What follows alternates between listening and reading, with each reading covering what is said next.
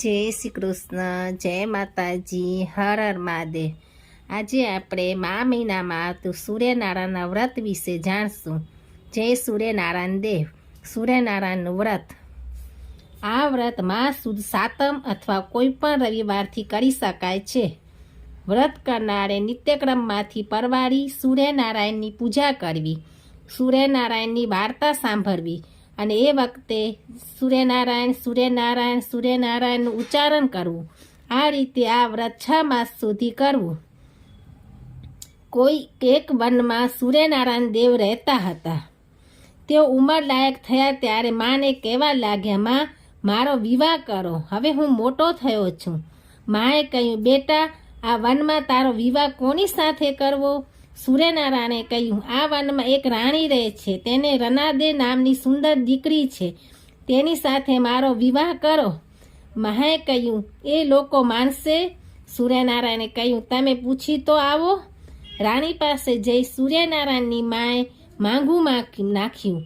તેના જવાબમાં રાણીએ કહ્યું, તમારો સૂર્ય આખો દિવસ 9 ખંડ પૃથ્વીની પ્રદક્ષિણા કરી સાંજે ઘેર આવે ત્યાં સુધી મારી દીકરી ભૂખી બેસી રહે? નહીં નહીં, તમારે ત્યાં મારાથી તમારે ઘરે દીકરી નહીં દેવાય।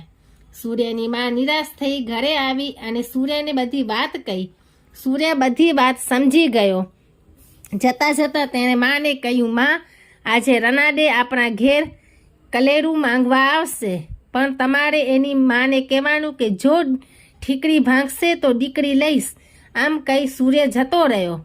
બપોરના સમયે સૂર્ય વનમાં એવો તાપ મૂક્યો કે પશુ પક્ષી મનુષ્ય સૌ કોઈ અકળાઈ ઉઠ્યા। એવામાં વાવાઝોડું આવ્યું, પવન જોરથી ફૂંકાવા લાગ્યો, રાણીના ઘરનું છાપરું ઉડી ગયું અને એ સાથે એક નળિયું બરાબર કલેરાની ઉપર પડ્યું, આથી કલેરું ફૂટી ગયું।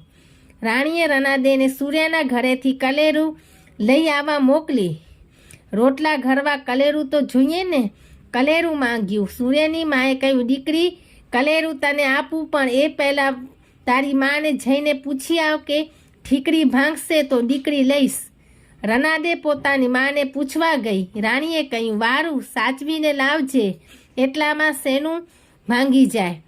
ત્યારબાદ રનાદે સૂર્યની મા પાસેથી કલેરું લઈ આવી અને રોટલા ઘરવા બેઠી। રોટલા ઘડી રહ્યા પછી રનાદે કલેરું પાછું આપવા સૂર્યના ઘેર તરફ જઈ રહી હતી।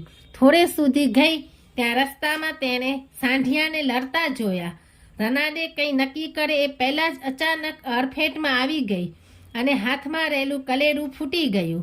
રનાદે રડતા રડતા સઘળી વાત એની માને કરી। સૂર્યની માએ કહ્યું, મેં તો તમને પહેલાં જ કહ્યું હતું કે ઠીકરી ભાંગશે તો દીકરી લઈશ। હવે તો તમે મને રનાદેનો વિવાહ મારા સૂર્ય સાથે કરીને જ રહો અને લગ્ન કરી આપો। છેવટે રાણીએ સૂર્ય સાથે પોતાની દીકરી રનાદેનો વિવાહ કરી નાખ્યો અને ગોરધાણા ખાઈને તેઓ પોતાના ઘેર પાછા ફર્યા। સૂર્યનારાયણને આ વાત સાંભળી ત્યારે તેઓ ખૂબ જ રાજી થઈ ગયા। રનાદે પણ રાજી થઈ ગયા। ત્યારબાદ સૂર્યએ એની માને કહ્યું, માં, તમે જઈને કહી આવો કે કાલે સૂર્યનારાયણ પરણવા આવશે। સૂર્યની મા રાણી પાસે જઈ પહોંચ્યા અને કહ્યું, મારો સૂર્ય કાલે તમારે ત્યાં પરણવા આવશે। રાણીએ કહ્યું, એક દિવસમાં હું કેવી રીતે પહોંચી વળું? તમે જરાય ચિંતા ન કરો, મારો સૂર્ય બધું ફોડી લેશે। સૂર્યની માએ કહ્યું। બીજે દિવસે સૂર્યનારાયણ ફરવા નીકળ્યા। રાણીના છાપરા વગરના ઘરની જગ્યાએ સરસ મજાનો મહેલ બની ગયો। એમાં સઘળી સાધન સામગ્રી આવી ગઈ, કોઈ વાતની ખામી ન રહી। આખરે બીજે દિવસે સૂર્યનારાયણ અને રનાદે પરણી ગયા। રાણીએ મનગમતી પહેરામણી આપી વિદાય કર્યા। સૂર્યનારાયણનો સંસાર શરૂ થયો। તેઓ દરરોજ સવારે વહેલી સવારે નીકળી જાય અને સાંજે આવીને જમે, ત્યાર પછી જ રનાદે જમે। આ એમનો નિત્યમ કર્મ હતો। આથી રનાદેનું શરીર સુકાવા લાગ્યું। એક દિવસ રાણી દીકરીના ઘરે આવી ચઢ્યા। તે દીકરીને દુબળી પડી ગયેલી જોઈ પૂછવા લાગ્યા, બેટા, તારું શરીર કેમ સુકાઈ ગયું? રનાદે કહ્યું, સૂર્યનારાયણ રોજ સવારે ફરવા નીકળી જાય અને છેક સાંજે ઘેર આવે છે, એ પછી જ મને જમવા મળે છે।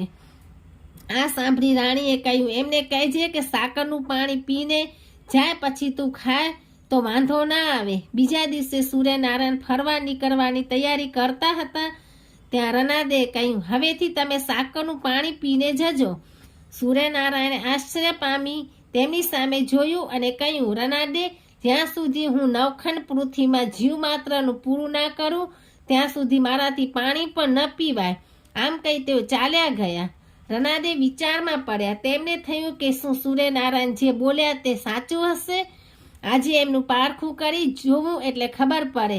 આમ વિચારી તેઓ ઊભા થયા અને એક કીડીને જમીન પર ઉઠાવી એક ડાબડીમાં પૂરીએ નાખી અને ડાબડીને પાણીના ઉપર મૂકી દીધી. સાંજે થાક્યા પાક્યા સૂર્યનારાયણ ઘેર આવ્યા અને કહ્યું, ચાલો હવે જમી લઈએ. રનાદે હસતા હસતા પૂછ્યું, નાથ, તમે સમગ્ર પૃથ્વીના પ્રાણીઓનું પૂરું કર્યું? સૂર્યનારાયણે કહ્યું, હા, કેમ? રનાદે કહ્યું, ખોટી વાત, હજુ પણ એક જીવ ભૂખ્યો રહી ગયો છે. જુઓ, હું તમને બતાવું.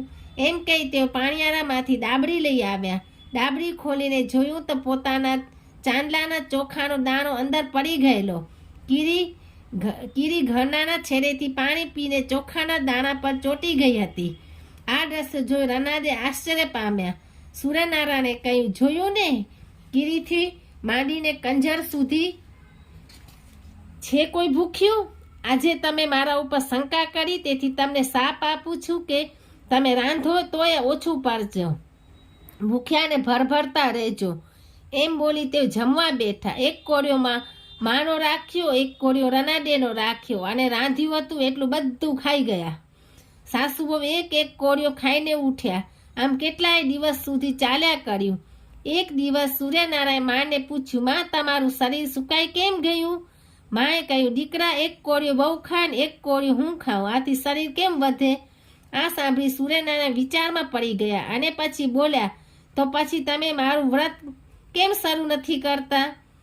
મારું વ્રત 6 માસ સુધી કરવાનું હોય છે. ત્યારબાદ વ્રતનું ઉજવણું કરવાનું. એ વખતે સવા 4 શેર ઘઉંનો લોટ, શેર ઘી અને ગોળ લેવો અને તેના લાડુ કરવા. એ લાડુ મને ધરાવશો. તેમાંથી એક લાડુ રમતા બાળકને, બીજો ગાયોના ગોવાળને, ત્રીજો મારીને આપવો. ત્યારબાદ પવિત્ર બ્રાહ્મણ કે અતિથિને જમાડી ચોથો લાડુ પોતે આરોગવો. આ રીતે મારું વ્રત કરવું.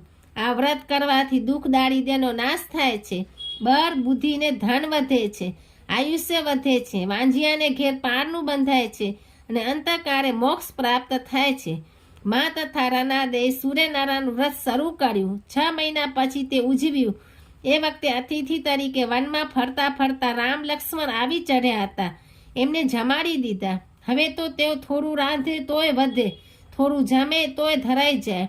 સૂર્યનારાયણના વ્રતના પ્રતાપે તેમને કોઈ વાતનું દુઃખ ન રહ્યું.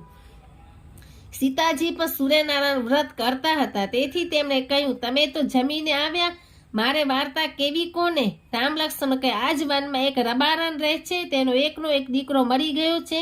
એ બિચારી હજુ સુધી ભૂખીને ભરભરતી બેસી રહી છે. તમે ત્યાં જઈને તેને વાર્તા કઈ સંભળાવો. સીતાજી રબારણને ત્યાં જઈ પહોંચ્યા અને તેને વાર્તા કહેવા માંડી. વાર્તા પૂરી થઈ ત્યાં તો ચમત્કાર થયો. રબારણનો મળી ગયેલો છોકરો આળસ મર્દીને બેઠો થઈ ગયો. પોતાના છોકરાને સજીવન થયેલો જોઈ રબારણના આનંદનો પાર ન રહ્યો. તે સીતાજીને પગે પડી અને તેમની પાસેથી તેને સૂર્યનારાયણના વ્રતની વિધિ જાણી લઈ વ્રત કરવાની પ્રતિજ્ઞા કરી. બોલો સૂર્યનારાયણ દેવની જય. જેમ સૂર્યનારાયણ આ લોકોને ફળ્યા તેવા અન્યને પણ ફળજો. જય સૂર્યનારાયણ દેવ કી જય. હર હર મહાદેવ.